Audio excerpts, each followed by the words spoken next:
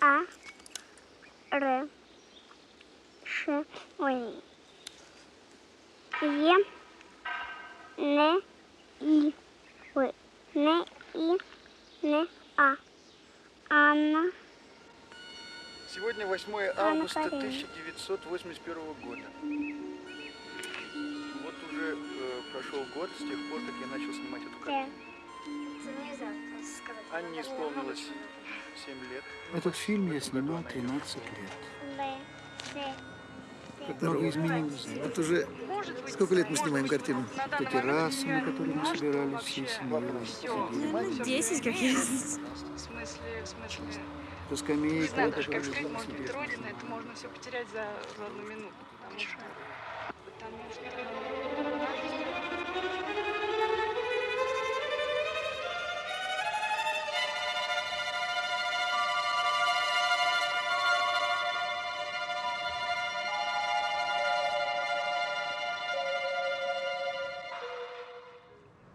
And she said you're still staring out the window all day. Not all day. And she I said that didn't know that. I didn't know you were even interested in abstract art. No, they make us do it. Wait, But Dad, I mean, why is it all on us, though? You know, what about you? How was your week? You know, who do you hang out with? Do you have a girlfriend? What have you been up to? It's just letters that I'm good at I see writing. your point. K, So we should just let it happen more naturally, right? C, That's what J. you said. Okay, There's Joe. that's what we'll do. That's cool. Starting It doesn't really mean anything. That though. 50 cents will just get you a cup of coffee in this whole world. Is that your I've dad? met a lot of talented people over the years. Where does he live? In Houston. How many of See him them much? made it Yeah, back there's to some weekends over the summer. Maybe buy me some new strings and her a night out on the weekend. And we can whisper things, secrets from our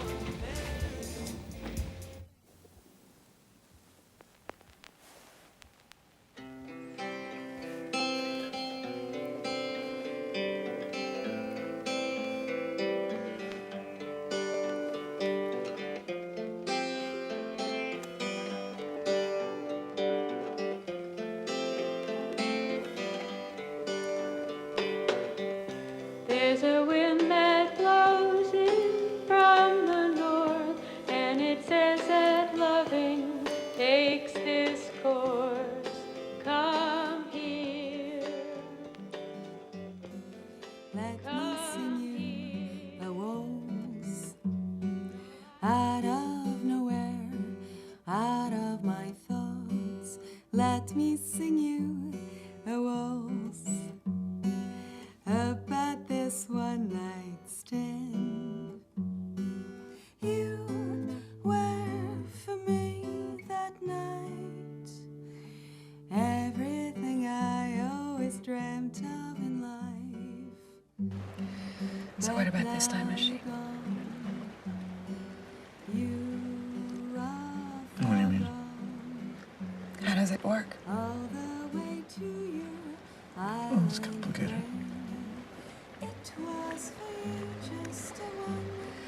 Am I gonna have to get naked to operate it?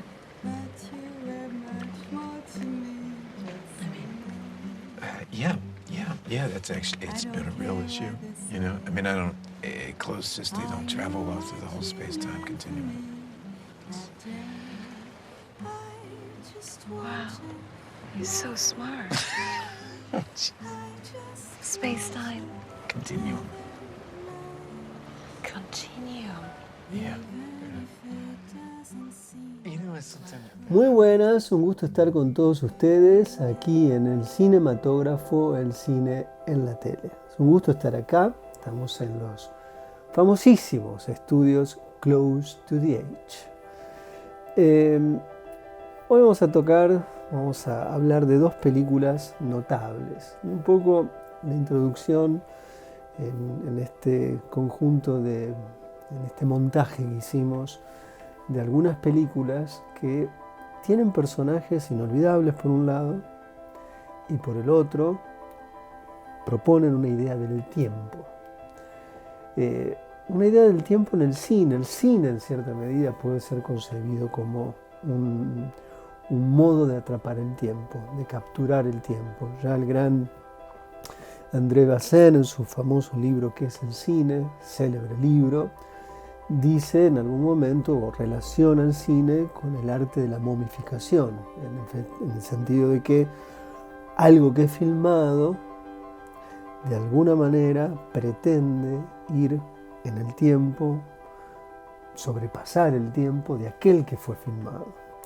Yo creo que a veces no nos damos cuenta cuando vemos películas de 1910, 1905, nadie de los que están ahí frente a cámara están vivos, son literalmente una multitud de fantasmas.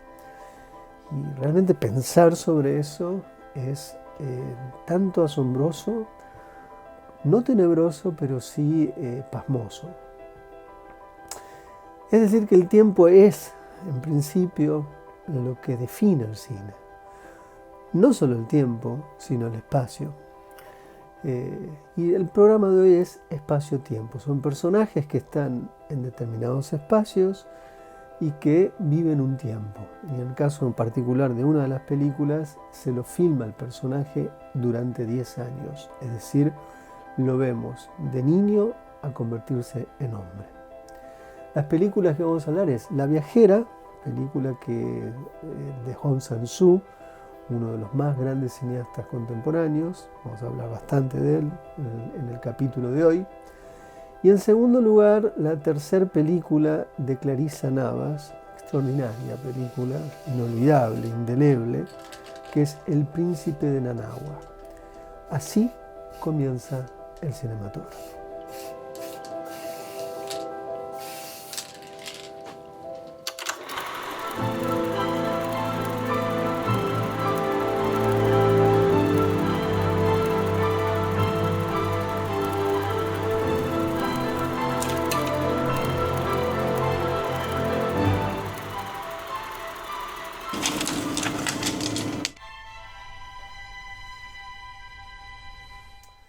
La viajera se estrenó en el Festival de Berlín hace unos años atrás, no muchos. Hong es muy prolífico y después de eso hizo 3 o 4 películas más. Y es una película notable, es la tercera película que hace Hong Sang-soo con la extraordinaria actriz francesa Isabelle Huppert. La primera fue en otro país, luego La cámara de Claire, y esta es la tercera ocasión, La viajera. Quizás esta es la película más feliz de las 3, aunque en otro país era magnífica, también gran comedia, y esta es también una comedia. Es una comedia lingüística, o en todo caso es una comedia sobre el lenguaje, a propósito de una mujer que Hong se encarga de que no sepamos absolutamente nada del pasado. ¿Qué hace esta mujer francesa, esta parisina, en Seúl? ¿Por qué está ahí? No lo sabemos. ¿Qué busca? Tampoco. Da la impresión que está en una experiencia del mero estar y que en esa experiencia del mero estar aprende, entre otras cosas, cómo poder llegar a sobrevivir en Seúl. ¿De qué manera? Dando clases de francés. En las películas de Hong, la palabra es fundamental.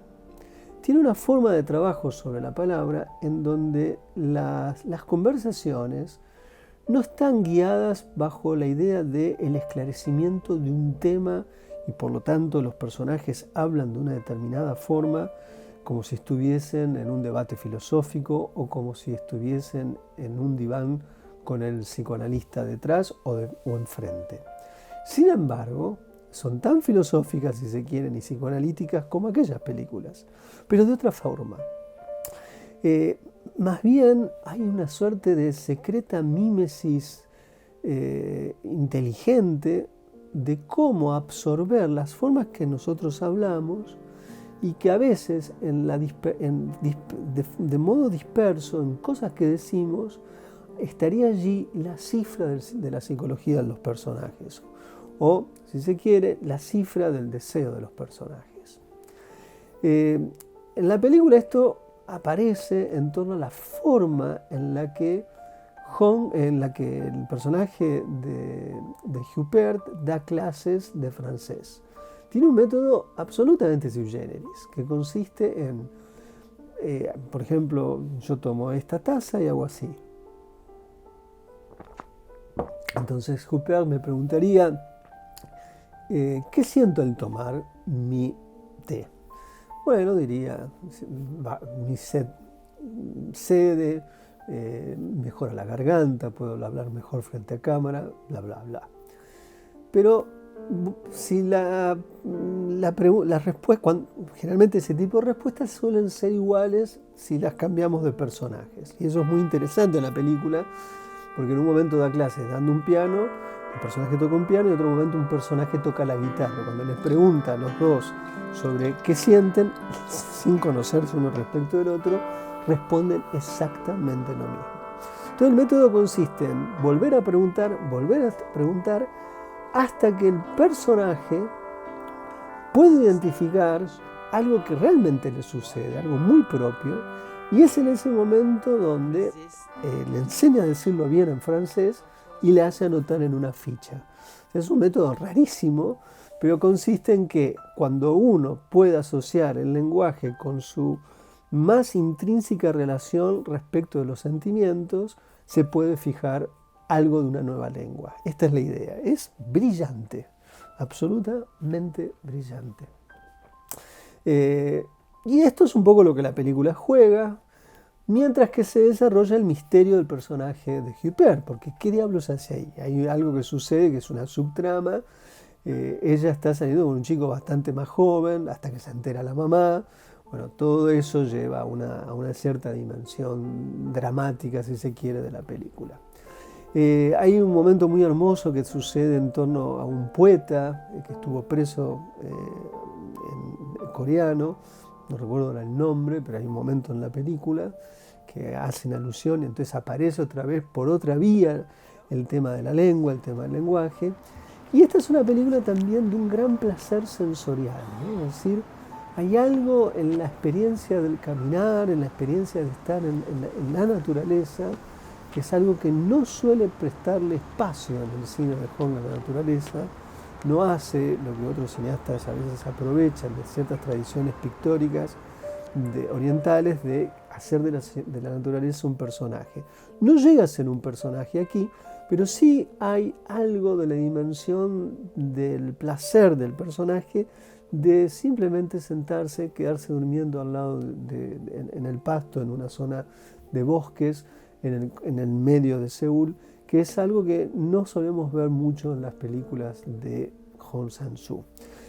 Hong muchas veces filma en blanco y negro, pero a Isabelle Huppert la ha filmado siempre en colores. Y algo más que hay que decir es el sistema. Hong hace películas con entre $15.000 y $16.000 dólares. Yo sospecho que Isabelle Huppert se ha pagado, ella no debe cobrar nada, tan solo viajar en primera a Seúl, imagino de salir eso. Pero las películas son de un discreto presupuesto y hay una gran inteligencia en ese sentido, porque filma con cámaras como la que yo estoy filmando, un poco más mejores o a veces peores, y la inteligencia pasa por otro lado, pasa por el uso de la lengua y el uso del lenguaje cinematográfico. Esta es una película de unos 42, 43 planos. Es una película que tiene unos 13 o por ahí zooms, 9 son hacia atrás para reencuadrar, 4 son cuando él cambia en escena el foco dramático de la escena. El zoom muchas veces en las películas de él tienen que ver con eso. Es un reencuadre en el encuadre con un cambio de modalidad en lo que se está diciendo o hablando, lo que está sucediendo. Y esa es un poco la poética del gran Hong Sang-soo. Es una película exquisita, una de las grandes películas que se estrenan este año, La viajera, del gran Hong Sang-soo. And you left the pen with the tape? Yes, I like the color. Color. Oh, the color matches with your clothes. Yes, they do. Good.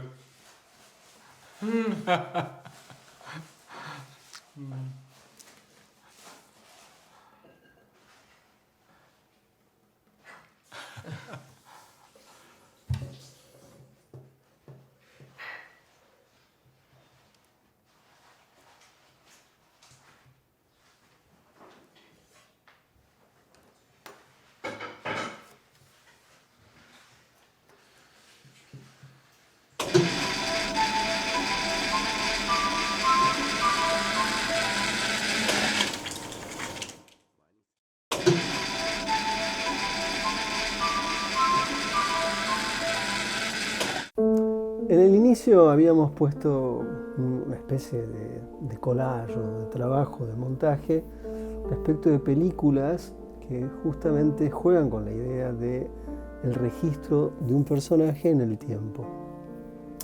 Boyhood por un lado, la trilogía de Linklater sobre antes del amanecer, antes del atardecer, antes del anochecer. También una película en la que Nikita Mikhalkov sigue la historia de su hija, o la filma por muchos años. Es decir que es lógico que esto suceda en función de lo que el cine de alguna manera propone, o en todo caso tiene como condición de posibilidad, que es el trabajo sobre el tiempo en el tiempo. Y el caso del príncipe de Nanawa, que es literalmente el seguimiento de un niño, o empieza la película con un niño llamado Ángel, hasta terminar con un adulto en el inicio de su vida, cuando deja la adolescencia y se convierte en padre de este mismo chico que es Ángel. Ángel vive, como el título dice, en Managua, en Paraguay, va a la escuela en la Argentina, es una zona de frontera que linda con Clorinda, Formosa, y en ese contexto es donde la Clarisa Navas se encuentra con este personaje. Es un encuentro prodigioso, puesto que ella está haciendo un documental vinculado con algo que sucede en la región, con mujeres en particular, y de pronto lo entrevista este niño, y el niño tiene una adicción para sus 10 años, una capacidad de pensar ciertos problemas, en particular, en ese caso, el bilingüismo, el problema de por qué en una zona donde el guaraní es evidente una lengua pregnante y viva, es decir, que es una lengua de uso, una lengua de comunicación, para ir a la escuela no es la lengua oficial, ni de un lado ni del otro. Es decir, que el pequeño tiene una reflexión sobre la relación que existe entre el lenguaje y la identidad, y la relación que existe entre los estados nacionales, tanto el de Paraguay como el de la Argentina, que delimitan el uso de la lengua, que esto es una de las cosas que aparece en función de su experiencia de escolaridad. Ya ahí estamos frente a un caso extraordinario. El niño es muy amoroso y esa escena termina, lo filman, vemos cómo lo filman en realidad, y claro, es un momento de descubrimiento. ¿Quién es ese niño? Y es un encuentro, y como encuentro puede ser mucho más que un encuentro furtivo, es un momento que pasa y deja de existir para siempre el encuentro entre esos dos.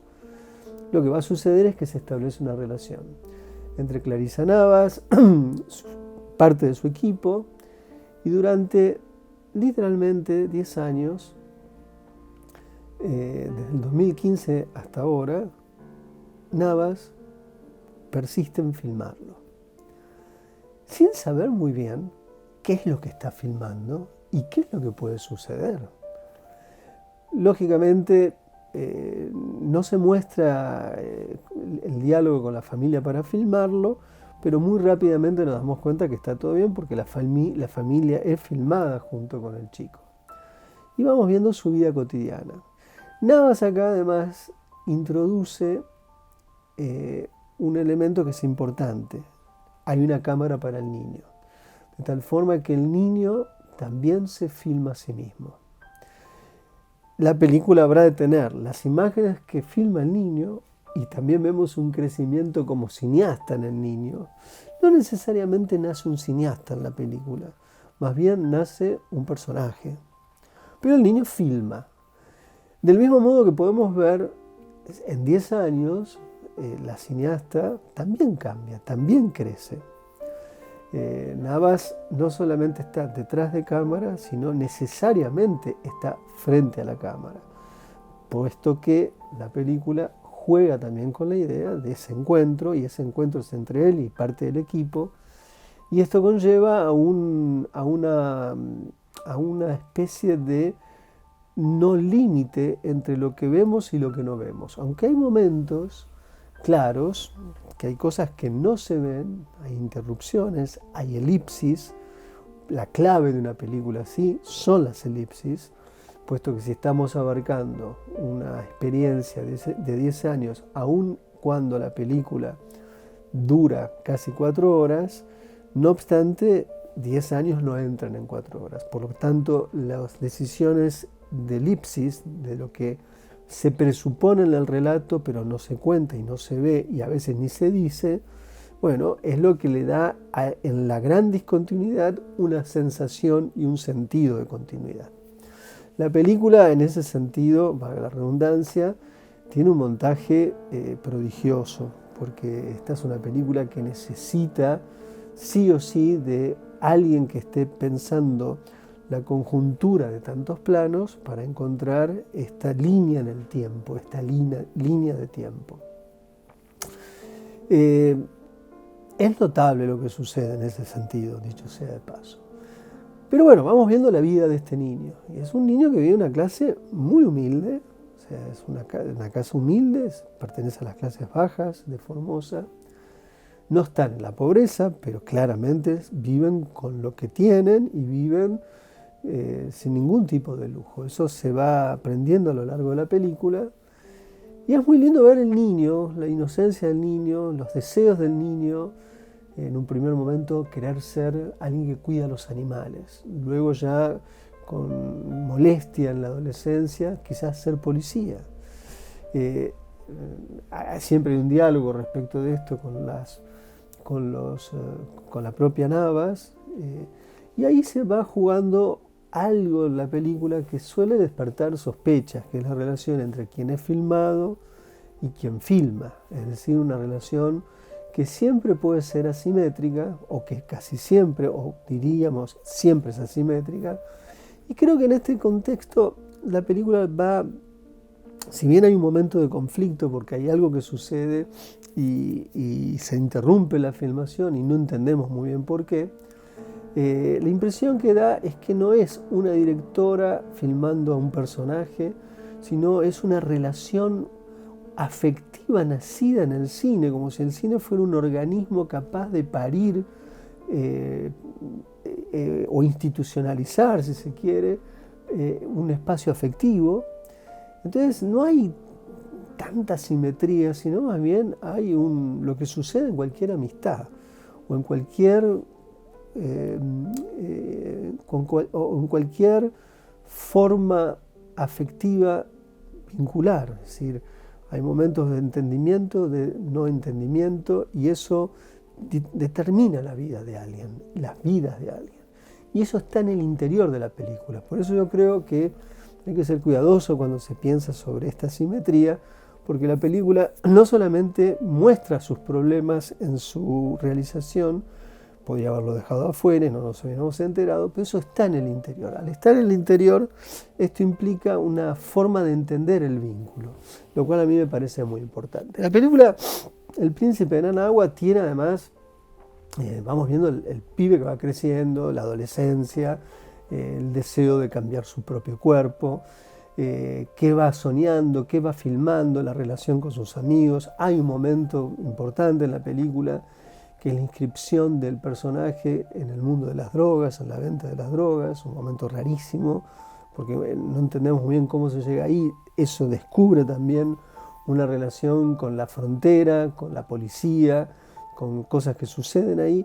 Luego hay una introducción rarísima, que es la de un hermano, un medio hermano, que no vio nunca, que tiene una vida completamente distinta. Es un momento también muy interesante porque el hermano directamente está ascendido socialmente desde el punto de vista económico.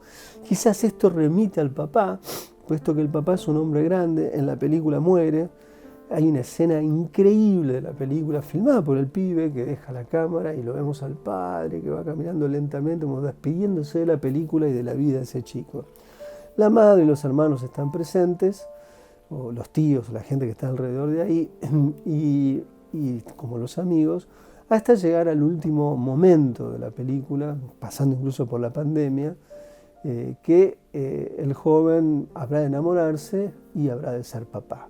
Es decir, que vemos todo el arco de la vida de ese chico, toda la experiencia, gran parte de la experiencia de la infancia, la preadolescencia, la adolescencia y el inicio de la adultez. Es una película notable porque uno siente que los límites entre filmar y vivir son mínimos, que hay una suerte de coextensión entre filmar y vivir y por momentos esto se confunde. Es una de las películas más hermosas que se van a poder ver durante este año. Es una de las películas donde uno siente un poco lo que, si uno recuerda Primer Plano de Kiarostami o Santiago de João Moreira Salles, donde los personajes y la vida de los personajes y quien filma esos personajes entran sin darse cuenta en una suerte de espacio en la historia del cine, en donde la relación del cine con la vida se hace en uno. La película se llama El Príncipe de Nanagua. Créanme, no dejen de verla por nada.